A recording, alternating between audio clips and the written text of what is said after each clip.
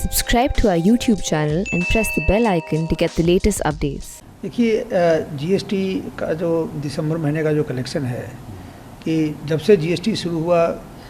तब से अब तक का सबसे हाईएस्ट कलेक्शन है। 1,15,000 करोड़ से ज़्यादा का कलेक्शन है। तो इसके हम लोगों ने जो एक अंदाज़ लगाया है उसका एक मुख्य कारण ये दिखता है कि इकोनॉमी तो एक रिकवरी पाथ पे है और थोड़े से अब ज़्यादा गति से अब हमारा इकोनॉमी रिकवर कर रहा है। और दूसरा एक जो और कारण है कि हम लोगों ने पिछले कुछ महीनों में सिस्टम लेवल पे काफ़ी हमने जो चेंजेस किए जिसके कारण कि कुछ जो लोग कुछ ज़्यादा इनपुट टैक्स क्रेडिट लेते थे उन पे कुछ रोक लगी है और जो लोग हमारे सिस्टम को मिसयूज़ कर रहे थे उन पे कुछ रोक लगी है। और अब हमारे पास अलग अलग एजेंसीज़ के डेटा हमारे पास है। जैसे इनकम टैक्स में किसी ने अगर अपना कारोबार का टर्नओवर अगर कुछ बताया है और जीएसटी में बिल्कुल अलग बता रहा है, या जीएसटी में करोड़ों रुपए का टर्नओवर दिखा रहा है और इनकम टैक्स में कुछ लाख रुपए का ही दिखा रहा है,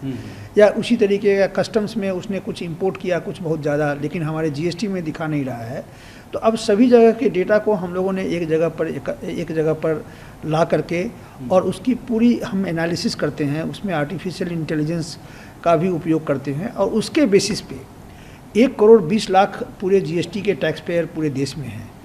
और उसके बाद से हमने कुछ 15-20 हज़ार ऐसे लोगों को आइडेंटिफाई किया है जिसमें हम ये देखते हैं कि काफ़ी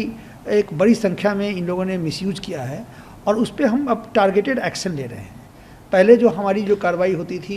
वो कोई एक खुफिया तरीके से कहीं से एक इन्फॉर्मेशन आती थी या किसी का कंप्लेंट आता था उसके बेसिस पे हम एक्शन लेते थे। उसमें कई बार होता था कि वो इन्फॉर्मेशन गलत निकलता था और जिन लोगों ने गलत काम नहीं किया है कभी कभी उनको कठिनाई हो जाती थी। अब हमारा जो भी हमारी जो कार्रवाई है वो इन्फॉर्मेशन बेस्ड है कि हमारे पास उनका इन्फॉर्मेशन है, पूरा एक रिकॉर्ड है कि किसने किसको बिल दिया और कितने लेयर के बाद उस सेल कंपनी के द्वारा किसी एक बड़ी कंपनी में उस बिल को उपयोग किया गया और इस तरह से जीएसटी को इवेट किया गया। अब हम उन लोगों को बिल्कुल एक पिन पॉइंट एक्यूरेसी के तहत हम उनको पकड़ लेते हैं।